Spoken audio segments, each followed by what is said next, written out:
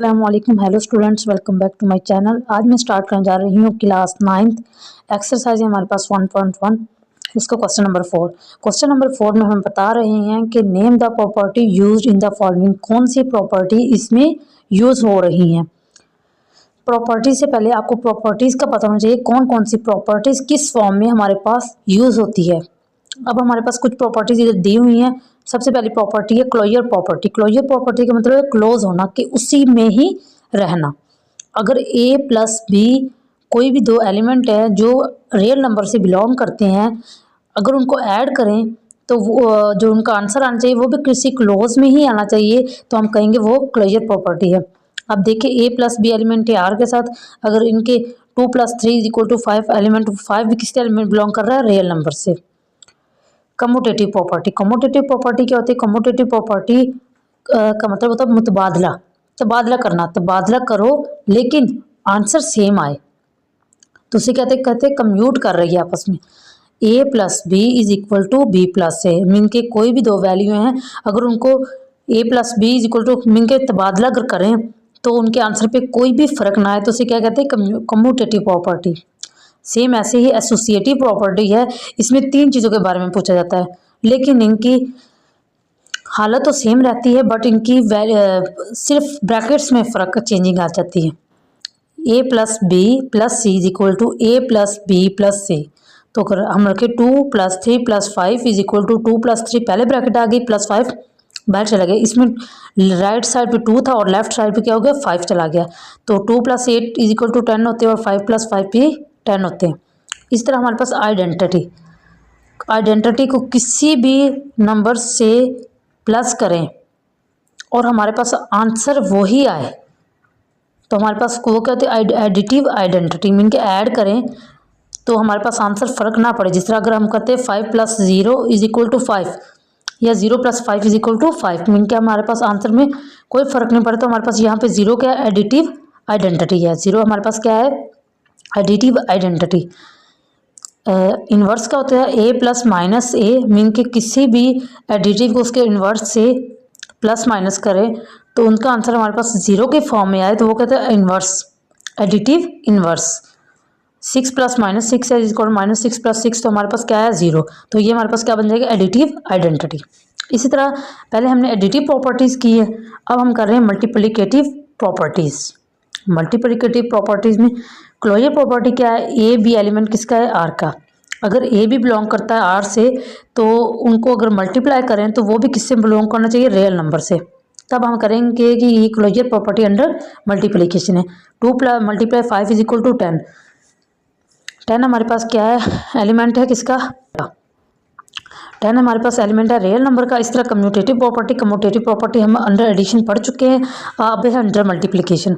इसमें कह रहे हैं कि A B is equal to B है, मीन के कंप्यूट करें, वैल्यू इधर से उधर चेंजिंग करें बट आंसर में फ़र्क ना आए तो हम उसे क्या कहेंगे, कम्यूटेटिव प्रॉपर्टी। कम्यूटेटिव प्रॉपर्टी क्या कह रहे हैं, 2 × 3 या 3 × 2 करें तो 6 आए, तो ये भी किसे बिलोंग कर रहा है, रियल नंबर से।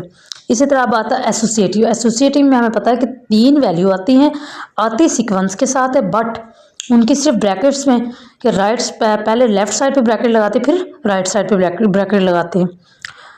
तो इसी तरह है additive identity. Additive identity multiplicative identity है, ए × 1 या 1 × मीन के मल्टीप्लाई करें या ऐड करें और हमारे पास आंसर में कोई फ़र्क ना आए तो हमारे पास क्या होगा, मल्टीप्लिकेटिव आइडेंटिटी। मीन के इधर 1 हमारे पास क्या है, मल्टीप्लिकेटिव आइडेंटिटी। अब हमने 5 को मल्टीप्लाई किया है 1 से और 1 को 5 से मल्टीप्लाई किया तो हमारे आंसर में कोई फ़र्क नहीं आया, तो ये क्या है, additive identity, multiplicative identity.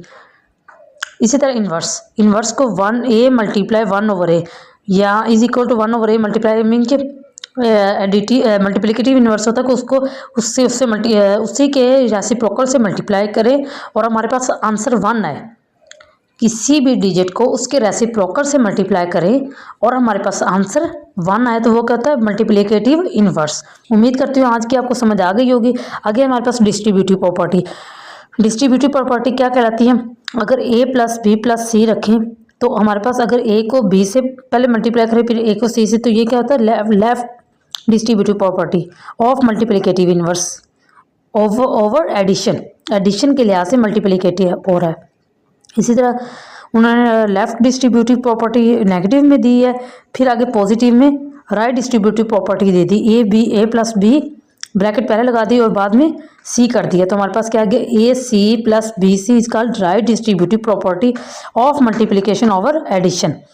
Mean के डिस्ट्रीब्यूट का मतलब होता है तकसीम करना, किसी भी चीज़ को दो हिस्सों में तकसीम करना डिस्ट्रीब्यूट करना कहलाता है। उम्मीद करती हूँ आपको इन प्रॉपर्टीज़ की समझ आ गई होंगी। आगे मैं क्वेश्चन। अस्सलामुअलैकुम, hello students, welcome back to my channel. आज मैं स्टार्ट करने जा रही हूँ क्लास 9 एक्सरसाइज हमारे पास 1.1। उसके फर्स्ट 3 क्वेश्चन मैं अपनी पहली वीडियोस में अपलोड कर चुकी हूँ। आज मैं स्टार्ट करने जा रही हूँ क्वेश्चन नंबर 4। क्वेश्चन नंबर 4 में हमें कह रहे थे कि name the property use in the following. Property के नाम बताएं जो इन क्वेश्चंस में यूज़ हो रही हैं। मैं अपनी पहली वीडियोस में आपको बता चुकी हूँ कि प्रॉपर्टीज़ क्या होती हैं। क्लोजर प्रॉपर्टी क्या होती है, कम्यूटेटिव, एसोसिएटिव, डिस्ट्रीब्यूटिव, एडिटिव और इन्वर्स। वो प्रॉपर्टीज़ मैं आपको पहचान करवा चुकी हूँ। अब मैं क्वेश्चन की तरफ आती हूँ। क्वेश्चन नंबर 4 का फर्स्ट पार्ट है a plus 4 plus B is equal to a plus B plus 4 plus B. Mean के कोई भी एलिमेंट्स जो अरेंज सेम वैल्यू में हो बट उनके फ़र्क ब्रैकेट्स में आए तो वो क्या होती है, associative property under addition.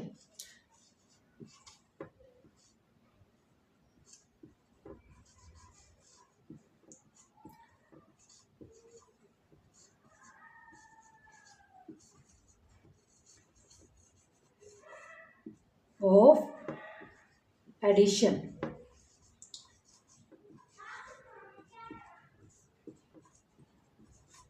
Mean के हो ऐड रही हैं लेकिन ये प्रॉपर्टी 3 वैल्यू यूज हो रही, तो एसोसिएटिव में ही 3 वैल्यूज यूज हो रही, कम्यूटेटिव में 2 हो रही हैं, एसोसिएटिव में 3। अब हमारे पास है x माइनस एक्स, इसकी पहचान आपको नहीं हो रही। अगर हम इसको इस फॉर्म में लिखें x plus minus X is equal to 0, तो अब आपको पता चल जाएगा ये क्या है, एडिटिव इनवर्स।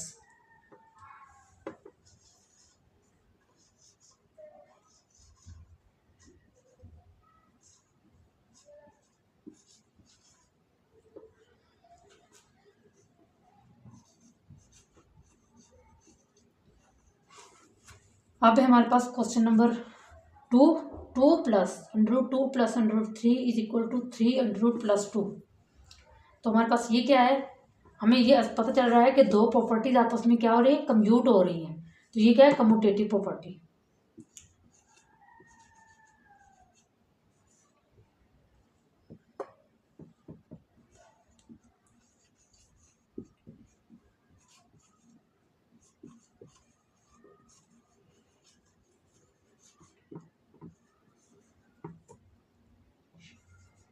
ऐड हो रही तो हम क्या क्या क्या कहेंगे, एडिशन हो रही है।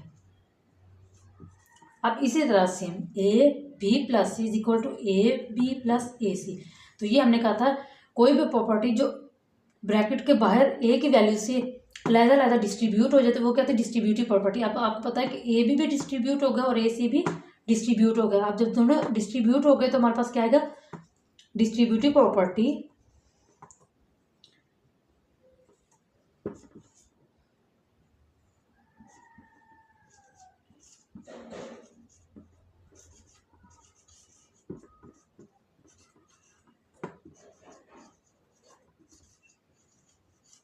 Of addition.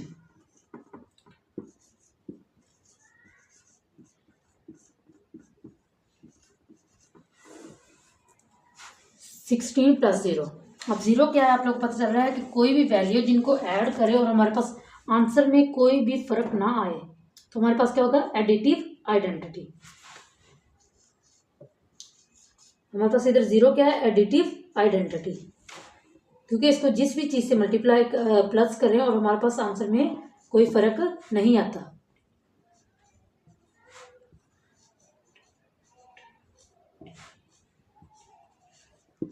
अब ऐसी 100 को मल्टीप्लाई किया 1 से और हमारे पास 100 ही आया, तो ये क्या है, मल्टीप्लिकेटिव 1 हमारे पास क्या आता है, मल्टीप्लिकेटिव आइडेंटिटी। 1 हमारे पास किस फॉर्म में आया है, ये एडिटिव आइडेंटिटी 0 की फॉर्म में आ गया और 1 की फॉर्म में क्या आ गया, मल्टीप्लिकेटिव आइडेंटिटी।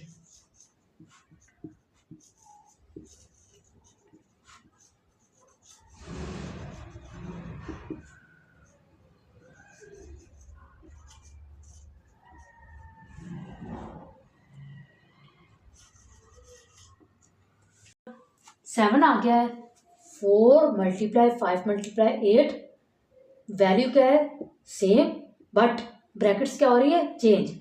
तो ये हमारे पास क्या हो रहा है, ये हमारे पास इधर और इधर मल्टीप्लाई हो रही है लेकिन ब्रैकेट्स आ रही है और 3 वैल्यू आ रही है, तो हमारे पास क्या है एसोसिएटिव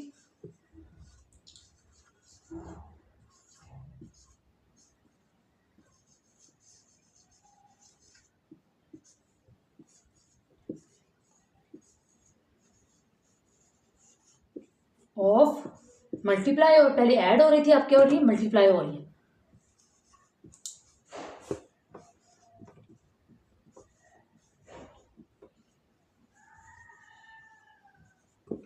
अब हमारे पास A B is equal to B A, mean के आपको पता चल रहा है कि हो कम्यूट रही हैं, इधर वैल्यू चेंज हो रही है और वैल्यू बाकी अगर हमारे पास कोई भी वैल्यू है अगर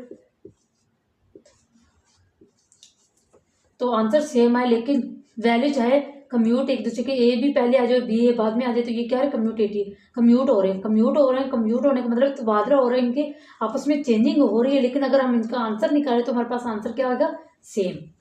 तो ये हमारे पास क्या है कम्यूटेटिव प्रॉपर्टी